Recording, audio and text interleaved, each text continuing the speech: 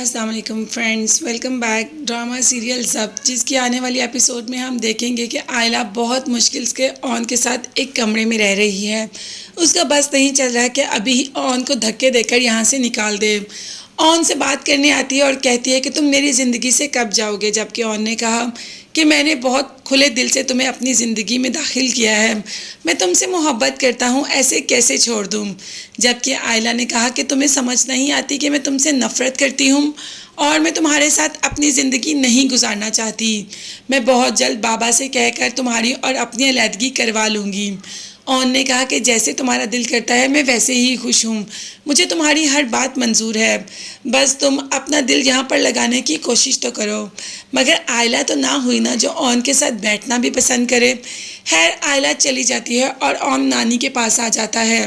نانی اسے سمجھاتی ہے کہ آئلہ دل کی بری نہیں، مگر اس کے ساتھ وقت نے کیا ہی کچھ ایسا ہے کہ وہ ایسی ہو گئی، تم اسے اپنی محبت سے اپنی طرف مائل کرنے کی کوشش کرو، وہ بہت اچھی لڑکی ہے، اسی لیے تو ہم نے اس کا انتخاب تمہارے لیے کیا، دیکھنا تم اسے پا کر زندگی کی سب سے زیادہ خوشی محسوس کرو گے، بس تمہیں تھوڑا سا ٹائم دینا پڑے گا۔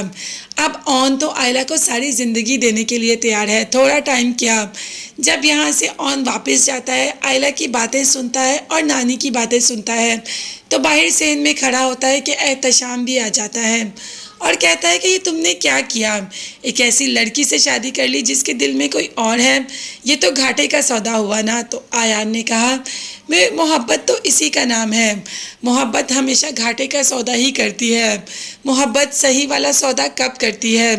ہاں تم نے محبت نہیں کی کیونکہ تم نے کوئی گھاٹے کا سودا نہیں کیا، تم نے تو وہ کیا جو تمہیں اچھا لگا، جو تمہیں ٹھیک لگا، تو بس تم کیا جانو کہ محبت کیا ہوتی ہے۔